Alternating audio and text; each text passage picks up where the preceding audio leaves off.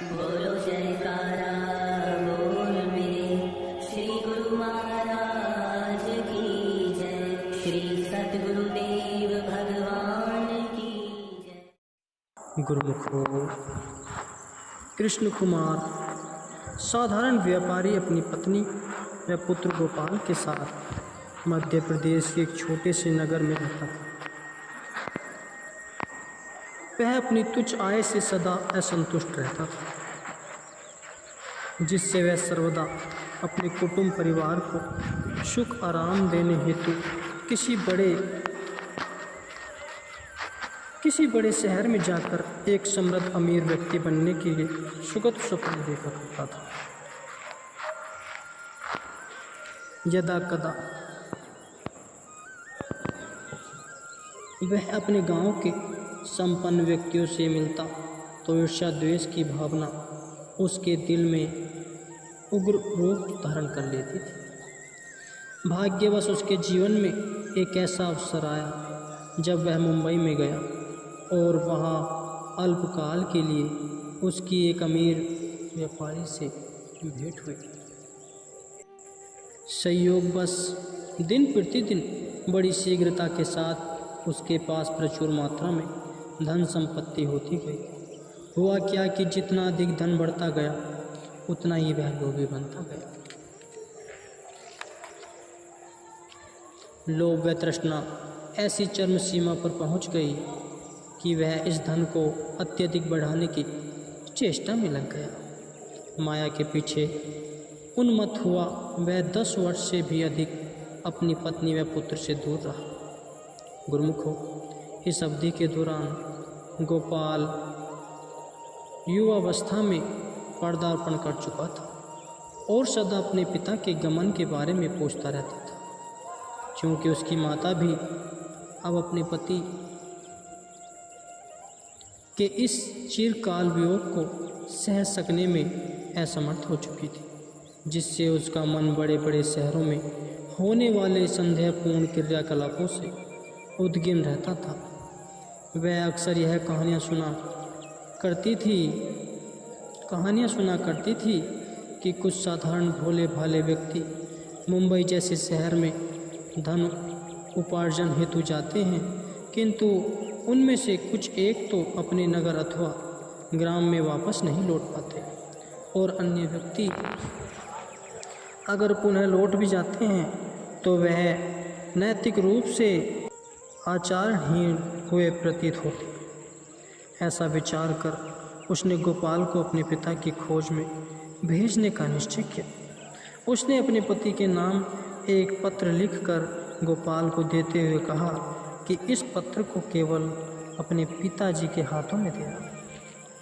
अब गोपाल ने भी अपने नगर के किसी अन्य व्यक्ति के साथ मुंबई की ओर प्रस्थान किया। विधि की जैसी अद्भुत विडंबना हुई, कृष्ण कुमार ने भी उसी क्षण अपने घर की ओर जाने का निश्चय किया। इस दौरान वह इतनी अधिक पूंजी एकत्र कर चुका था कि उसका परिवार दीर्घ काल तक सुखपूर्वक अपना जीवन निर्वाह कर सकता था। वह अब सुचारू रूप से अपने कार्य व्यापारों को बढ़ाने की व अपने पुत्र की विद्या में ज्ञान वृद्धि की अनेक योजनाएं बनाने लगा। कुछ ही दूरी पर एक प्रसिद्ध सराय थी, जहां यात्री प्राय रात्रि के समय विश्राम करते थे। सामान्य रूप से ही संयोगवश ऐसा हुआ कि गोपाल भी रात्रि समय अपने आश्रय स्थान के लिए उस सराय में जा पहुंचा, जहां कृष्ण कुमार व्यापारी के विशेष कमरे में ठहरा हुआ था। सराय पहले ही यात्रियों से खचाखच भरी हुई थी, इसलिए मुख्य अधिकारी ने बड़ी कठिनाई से प्रवेश द्वार के निकट एक कमरे में उस बालक को अर्धरात्रि व्यतीत करने की अनुमति प्रदान की। अर्धरात्रि में गोपाल ठंड से बीमार पड़ गया।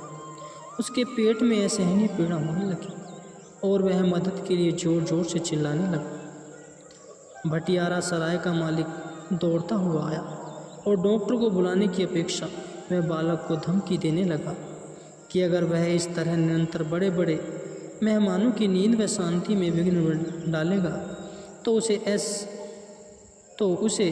ऐसे जाड़े में बाहर फेंक दिया जाए। यह सुनते ही और भी जोर से चिल्लाने लगा, क्योंकि गोपाल का तो अब मारे पीड़ा के शरीर ही मुड़ता जा रहा था। अन्य अतिथियों के साथ कृष्ण कुमार भी नीचे उतर गया। उन्होंने भटियारे से रात्रि समय हुए कोलाहल की शिकायत की। ऐसी विषमताओं में गोपाल का उपचार या मदद करने को दूर रहा। भटियारे ने उसे पुनः मौन रहने का भय दिखाया। अक्षरशः गोपाल पीड़ा से मरा जा रहा था। वह निरंतर विलाप कर रहा था। उसने अब विवश होकर गोपाल को बाहर निकाल दिया। दुर्लभवश वह मुश्किलों से कुछ पग ही आगे बढ़ा था कि सेबुश होकर नीचे गिर पड़ा। प्रातःकाल सराय में काफ़ी हलचल थी, क्योंकि पुनः अतिथियों से पूछताछ कर रही थी। कृष्ण कुमार ने ऊंचे उगले हुए ऊँघते हुए आंखें खोली, और जब उसे दुखद समाचार ज्ञात हुआ तो वह नीचे उतर आया। जैसे ही पुलिस ने जांच पड़ताल हेतु गोपाल को जेब का निरीक्षण किया, एकाएक उन्होंने उसकी माता द्वारा लिखा हुआ पत्र पाया। निरीक्षण पत्र में लिखे पते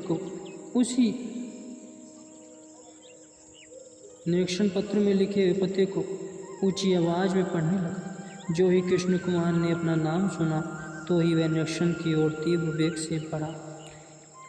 वह अपनी पत्नी के हस्तलेख को पहचान गया और शीघ्रता से पत्र लिखने लगा। जब उसे सत्य का आभास हुआ तो वह ऐसे भीषण दुख को सहन न कर सका। उसे एक बात का अत्यंत खेद था कि वह स्वयं ही अपने उस पुत्र की मृत्यु का उत्तरदायी था, जिसके लिए हुए वह इतने वर्षों की कड़ी मेहनत करके घर जा रहा था। उसी क्षण वह अपने मृतक पुत्र की देह के निकट बेहोश होकर गिर पड़ा। मनुष्य ही अपने अधर्म व दोषपूर्ण कार्यों के कारण अधोगति का शिकार होता है। निसंदेह यह मोल जाल ही सब दुष्कर्मों का मूल है। यह व्यक्ति को पीड़ित एवं पथभ्रष्ट ही नहीं करता, अपितु उसे तेगुनी का नाच भी नचाता है। मोह जैसी दारुण आपत्ति ने किस भांति